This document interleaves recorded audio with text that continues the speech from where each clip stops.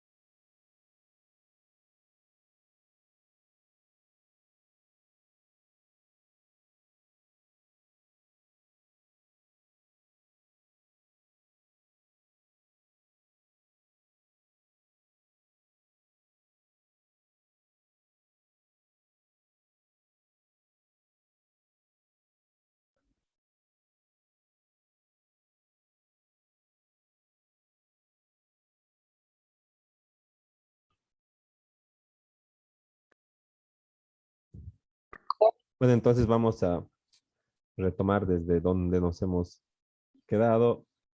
Habíamos estado ya avanzando en lo que es la estructura de los tributos, ¿verdad? Creo que ya se ha explicado ampliamente lo que es el hecho generador, ¿verdad? Como el acto voluntario del sujeto pasivo que hace nacer la obligación tributaria, la base imponible, perdón, la materia imponible, que son los objetos o eh, el bien sujeto a tributo, ¿verdad? O sobre el cual se impone la obligación tributaria, ¿no? Luego está la base imponible, ¿verdad? Que es el valor de la materia tributaria, la cuantificación de la materia tributaria. Y la tasa o alícuota, que es el porcentaje o el valor fijo que se aplica sobre la base imponible, ¿verdad? Sobre el valor del bien o del servicio, ¿verdad? Sobre esa cuantificación, ¿verdad? Se saca un porcentaje, 3%, 13%, 25%, ¿verdad? O puede establecerse una tasa fija, como un peso por litro, ¿verdad? Eh, 10 pesos por metro cúbico, algo así, ¿verdad? Entonces, nos habíamos quedado ahí en que esta tasa o alícuota representa la medida en porcentaje que se aplica, en porcentaje o en tasa fija que se aplica sobre la base imponible. El artículo 46 del Código Tributario, ¿no? Estábamos viendo que lo define como el 47, perdón.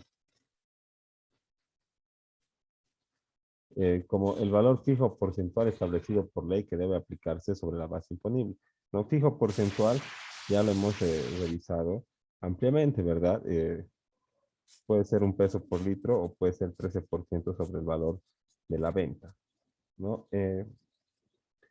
Luego dice señalado por ley, ¿verdad? Está establecido por ley, porque tiene que estar eh, en dentro de la normativa tributaria, cuál es la tasa o alícuota que va a cobrarse por tal o cual impuesto, ¿verdad? Y está todo en la norma del sistema tributario, como habíamos estado viendo, ¿verdad? En la 843, existen las definiciones del sujeto pasivo, los actos que se consideran como hecho generador, cuál va a ser la base imponible, cuál es el cálculo del débito y del crédito fiscal, y también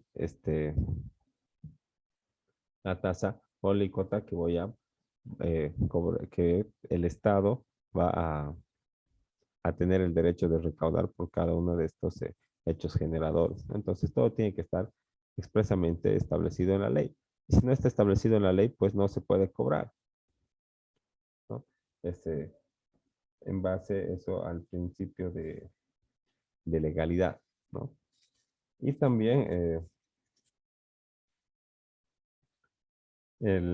estas alícuotas se establecen no solamente para los impuestos clasificados o denominados bajo ese rótulo, ¿verdad? De impuestos, ¿no?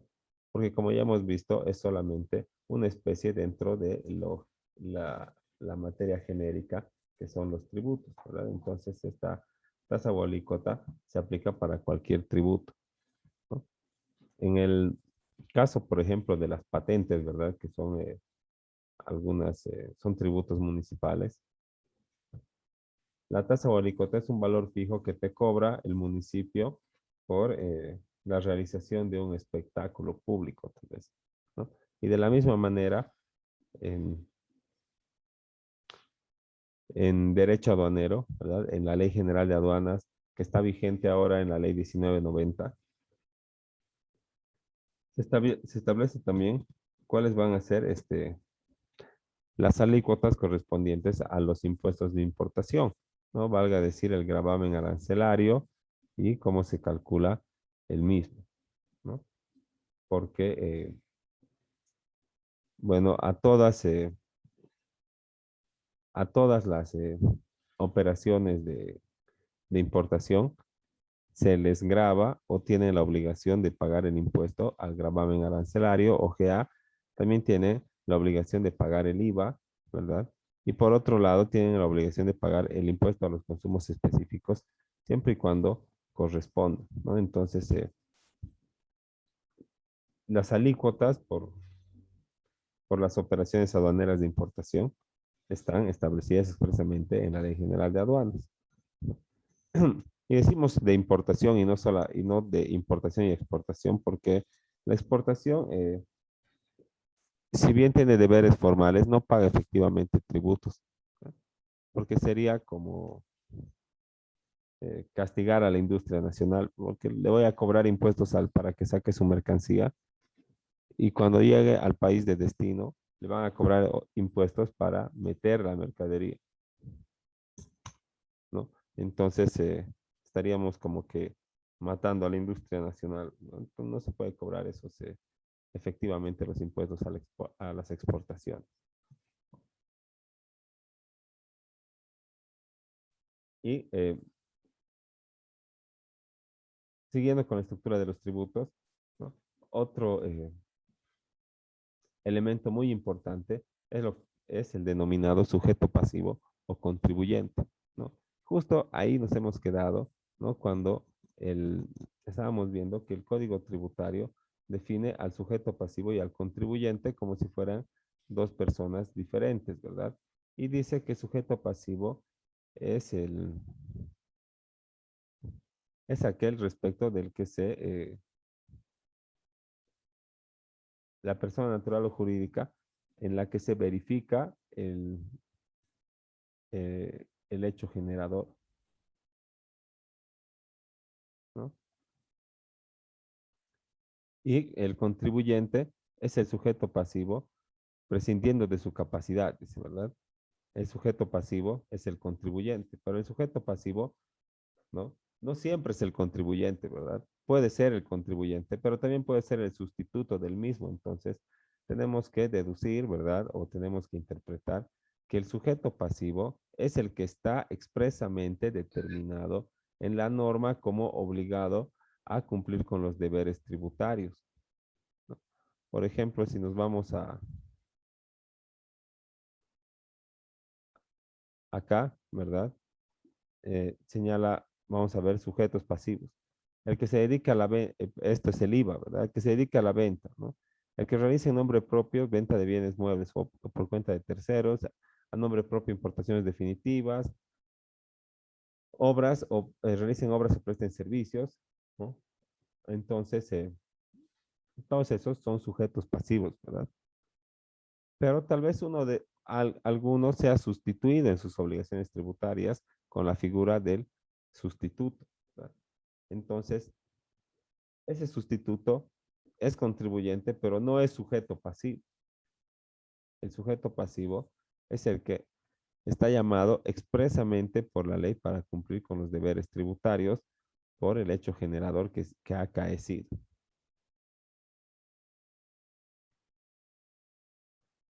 ¿no? Y el contribuyente bien puede ser el sujeto pasivo, ¿verdad? Pero sea persona natural o jurídica, pero también puede eh, verificarse en el sustituto de este sujeto pasivo. Y el sustituto, ¿verdad? Es el que tiene que cumplir las obligaciones por cuenta del sujeto pasivo o del llamado por ley, porque la ley así se lo ordena, porque está en una posición que se ve en obligado por cuenta del que primariamente era el que tenía que cumplir las obligaciones tributarias, o sea, el sujeto pasivo llamado por ley, ¿no? Y eso se verifica en el caso de como de la compra con factura, ¿verdad? Me están cobrando a mí el monto de los impuestos, entonces yo estoy pagando. Me venden un artículo en 100 bolivianos y está incluido ahí el monto de los 13% de impuesto al valor agregado, ¿no? Entonces, como está incluido ahí, eh, estoy pagando, ¿verdad? Estoy cumpliendo con mis obligaciones tributarias como, eh, como digamos, un partícipe de este negocio jurídico, ¿verdad? Que es el que eh, dispone del patrimonio para cumplir con las obligaciones tributarias, ¿no? Entonces, le entrega el dinero y ya no hay obligaciones tributarias para el comprador, ¿verdad? Nunca le va a buscar la administración al comprador, ¿no? Entonces, el, el contribuyente, ¿verdad? Puede ser un sustituto, ¿no? En ese caso, el vendedor, ¿verdad? Porque él está agarrando la plata y sin ser él el sujeto pasivo va a ir y va a pagar, ¿no? Lo propio en el impuesto al juego, ¿verdad? Porque sí existe impuesto al juego porque es una actividad lícita, solamente que nadie la ejerce, ¿no? Entonces el impuesto al juego lo paga la casa de juegos y el impuesto a la participación en el juego lo paga el que compra el boleto, la ficha, el talonario, ¿verdad? Porque él está participando. Pero en definitiva va a pagar junto con el precio de su talonario o de su boleto el impuesto y se va a liberar de obligaciones tributarias, ¿no? A eso se refiere entre la diferencia entre el sujeto pasivo y el contribuyente, ¿no? Y también pueden ser contribuyentes, como habíamos dicho, personas incapaces, ¿no? Pero siempre hasta el límite, digamos, eh, del, en el caso de las declaratorias de heredero, ¿verdad? Si un incapaz queda como heredero de un bien que tiene deuda tributaria, ¿no? Entonces va a quedar como obligado, prescindiendo de su capacidad, ¿no ve? No le importa a impuestos o a la renta o al Estado si es capaz o es incapaz, tiene que pagar, pues. Pero puede ser que tenga su propio patrimonio el incapaz antes de recibir esta deuda, ¿verdad? ¿No? Entonces, la ley establece una salvedad que para los incapaces, como no los menores de edad, ¿no? Y los declarados interdictos, La herencia tiene que aceptarse siempre con lo que se llama una figura, un instituto jurídico, que es el beneficio de inventario, ¿no? Cuando uno hereda, hereda por ministerio de la ley, porque la ley dice, ¿no ve? El hijo le hereda al padre. En caso de que no haya hijos, el padre le hereda al hijo, ¿verdad? O los hermanos, ¿no? Y así hasta cierto nivel de consanguinidad y de afinidad.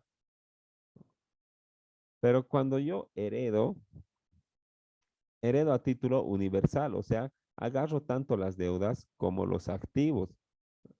Y si las deudas superan a los activos y yo he heredado a título universal, pues hasta con mi patrimonio voy a tener que hacerme cargo de las obligaciones de mi padre, por ejemplo, ¿no? Pero si acepto con beneficio de inventario, que hay un pequeño trámite y hay que cumplir plazos también, ¿no? Entonces me voy a liberar de las obligaciones eh, tributarias que puedan surgir una vez que ese bien que ha generado la deuda ya se ha llevado a remate. Tal vez no cubre, ¿no? Si no cubre y yo he sido el heredero a título universal, me van a venir a perseguir conmigo, a mí, para que con mi patrimonio se cancele esa deuda. Pero si yo he aceptado con beneficio de inventario, entonces aunque yo tenga un vasto patrimonio, los acreedores solamente, y entre ellos impuestos, ¿verdad? Solamente pueden ejecutar el- ejecutar al nuevo propietario hasta el monto de lo que se ha recibido en herencia, ¿no? Y nunca afectar su patrimonio. Entonces, esta clase de figura, ¿verdad? Da nacimiento también a otra que es la herencia yaciente, ¿no?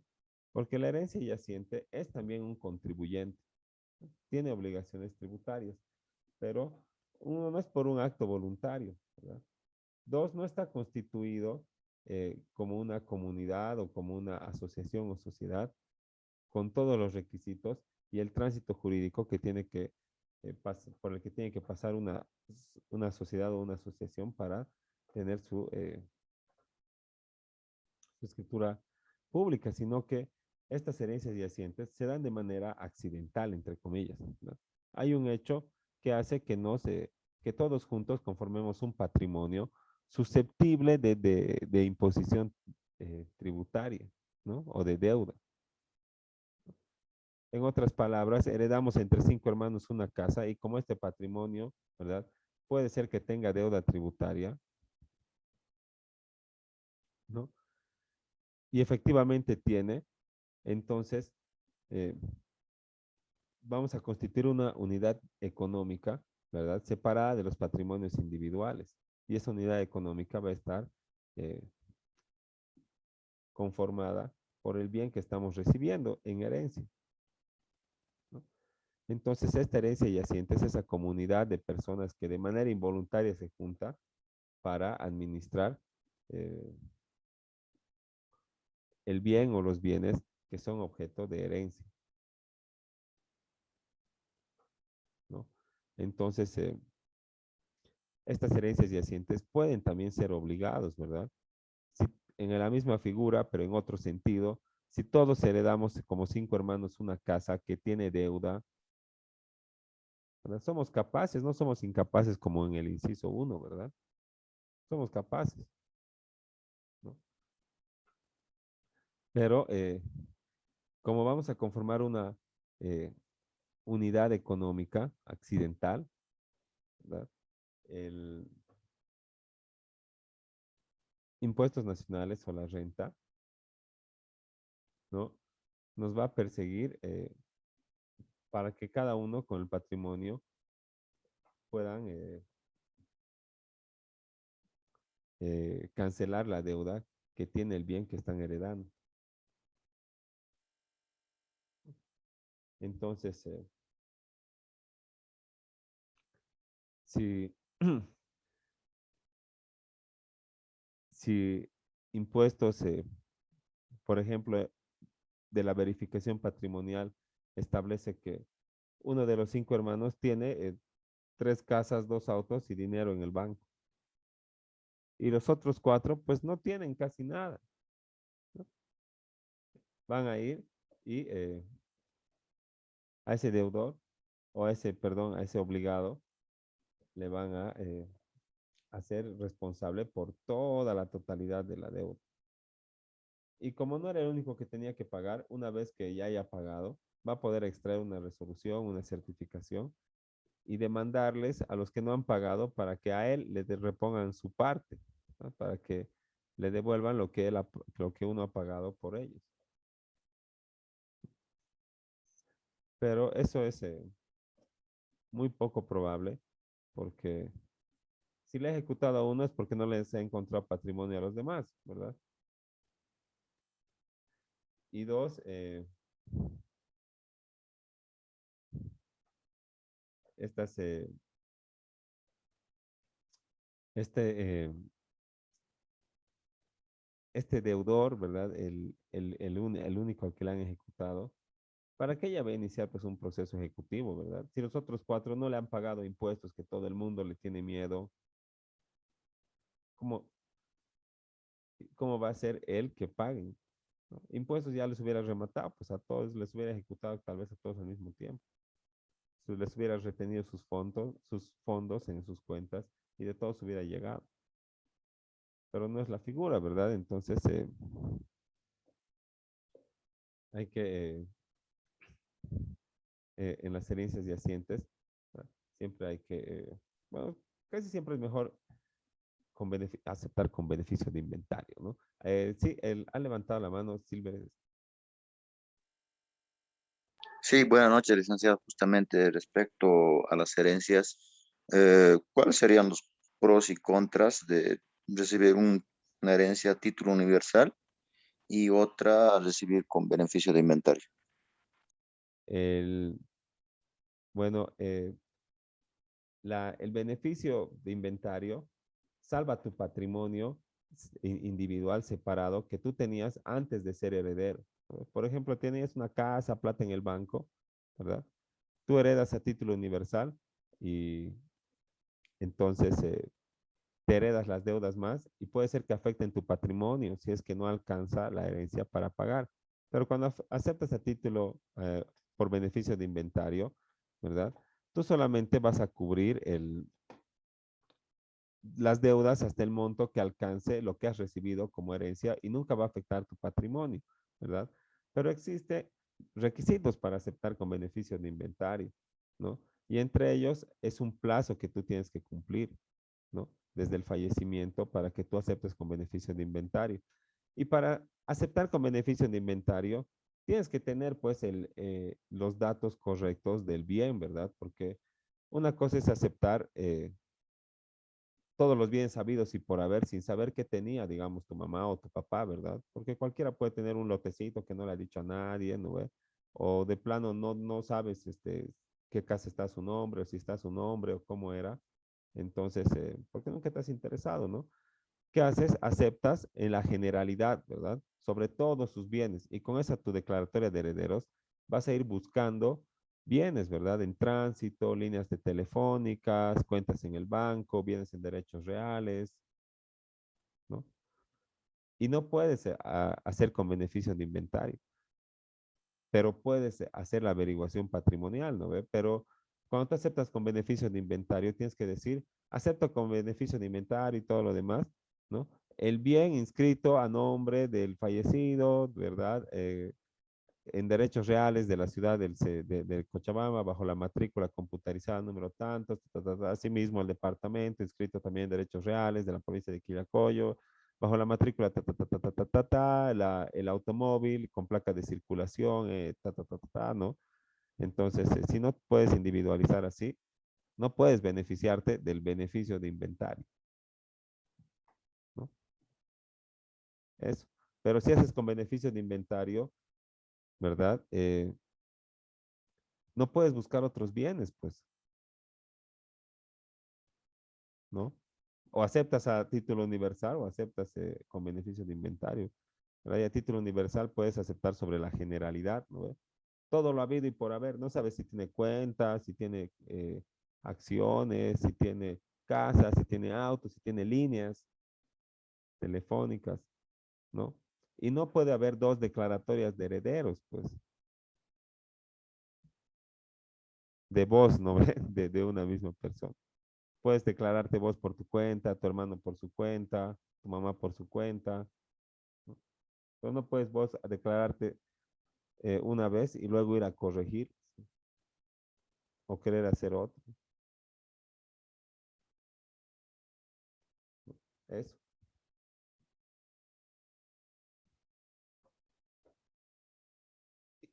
Y para lo que, digamos, importa a la materia, ¿no?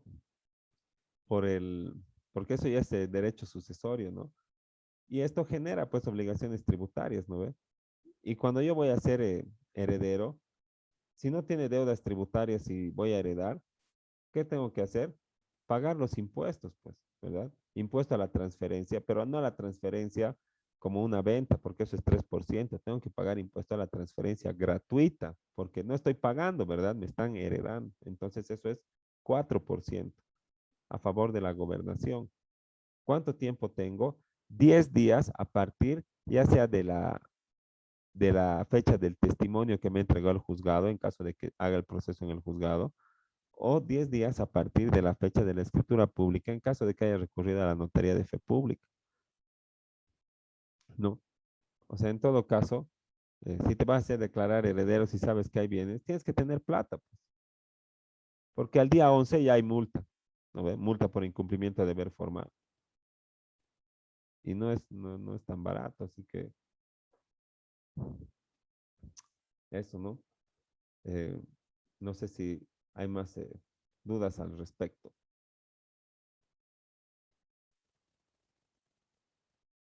No, está suelta, licenciado, gracias. Ok, entonces, como vemos, hay diferentes personas que pueden o podemos figurar como sujetos pasivos, incluso sin haber cometido un acto de manera voluntaria o, perdón, haber recaído en un hecho generador, ¿verdad? ¿No? Entonces, nos vamos a quedar como contribuyentes o como sujetos pasivos, pero en todo caso, vamos a tener que cumplir deberes materiales y formales, ¿no? ¿Qué quiere decir deber material y formal? También creo que ya les había dado el dato de pasada. Deber el impuesto o el tributo siempre genera dos obligaciones, ¿verdad? Una formal y una material. Y la material es que tengo que ir y sacar plata de mi billetera o de mi cartera y dejar en la caja del banco a favor de impuestos, ¿verdad? Esa es obligación material, el pago efectivo que se hace a favor de la administración tributaria. Y la obligación formal o las obligaciones formales son los deberes accesorios que yo tengo antes de pagar, ¿verdad? Como declarar, como cumplir el plazo, como inscribirme en el régimen que me corresponde, como tener eh, en un lugar visible mi NIT que diga exige su factura, ¿verdad? Tengo que tener el talonario dentro de mi domicilio fiscal. Si es que voy a cambiar de domicilio fiscal, tengo que reportar. Bueno, un montón de deberes que tiene que cumplir, pero el sujeto pasivo o el contribuyente, pero no tienen que ver con el pago, ¿verdad? O sea, sí, tal vez lo determinan y todo el monto a pagar, pero no es algo que tenga que ver con ese acto de ir y sacar la plata, ¿no? Son cosas accesorias, ¿no? Y estas obligaciones accesorias, no por ser accesorias, son menos importantes, ¿no? Porque no puedo ir a pagar, no puedo cumplir mi obligación material sin haber cumplido mi obligación formal, ¿no?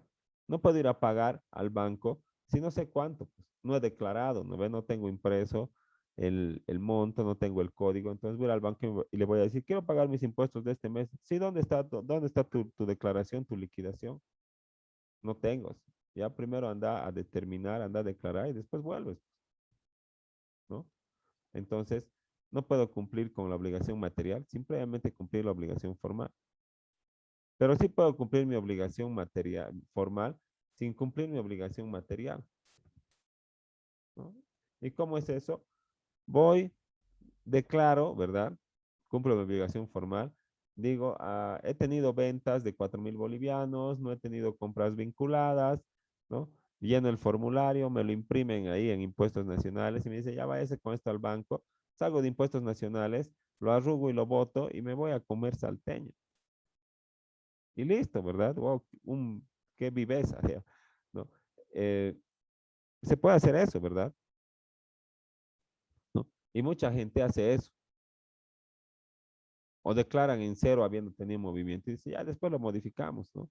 ¿Para qué? Para salvar el cumplimiento del deber formal, ¿verdad? He cumplido mi deber formal, pero no he cumplido el material. Entonces, cuando pase el plazo, al día siguiente, ya no voy a tener multa por incumplimiento de deber formal, ¿verdad? Lo único que voy a tener va a ser interés sobre el monto que debía haber pagado, o sea, sobre el impuesto, sin ningún recargo, sin ningún interés, sin ninguna multa, sin ninguna sanción, ¿no?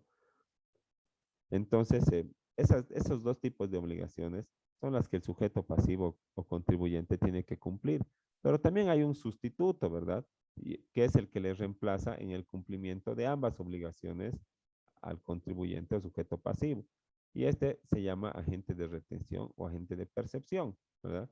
Agente de retención que te retiene, tu jefe, ¿no ves? Te dice, te pago 3,000, pero después te retiene y te acaba dando 2,000 algo, ¿no? ¿Por qué? Porque hay obligaciones sociales, porque hay obligaciones tributarias, ¿no? Y el agente de percepción es tu vendedor, ¿no? Compras con factura, te dice, ya me debes 100, aquí está tu factura, pagas los 100 y ahí está incluido el impuesto. ¿Qué está haciendo? Está percibiendo de vos el dinero para ir y pagar. ¿Y qué está haciendo el primero, tu jefe, el agente de retención? Él tiene los 3,000 que te ha ofrecido, ¿verdad? Va a agarrar y le va a amputar el monto que le corresponde a impuestos y a las demás obligaciones sociales y te va a dar lo que sobra.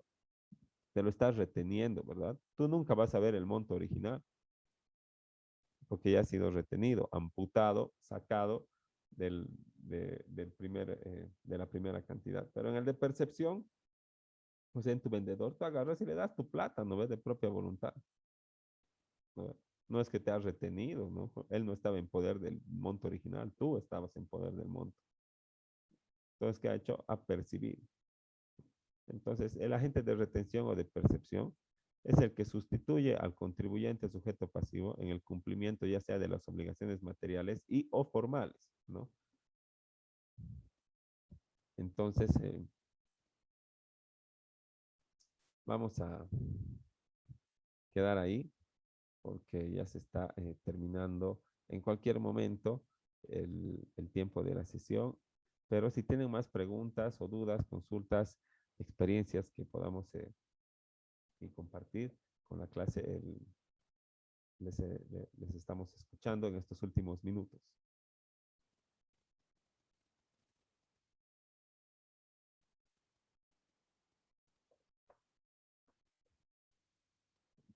Bueno, en caso de que tal vez no tengan dudas o tal vez ha quedado todo claro, vamos a tomar el silencio como positivo, como es en derecho civil, y nos vamos a ir al receso. En 5 minutitos les comparto el enlace para acabar con esta lección y terminar también con la clase. No se olviden la tarea que está hasta el 11, que es el sábado, para que luego podamos subir una última tarea y el examen ya es de este miércoles que viene al siguiente, ¿no? Se vale decir en 14 días, para lo que tenemos ya que estar todo completo, pues con nuestras notas de la parte práctica. En 5 minutitos les comparto el enlace y nos volvemos a conectar. Hasta luego.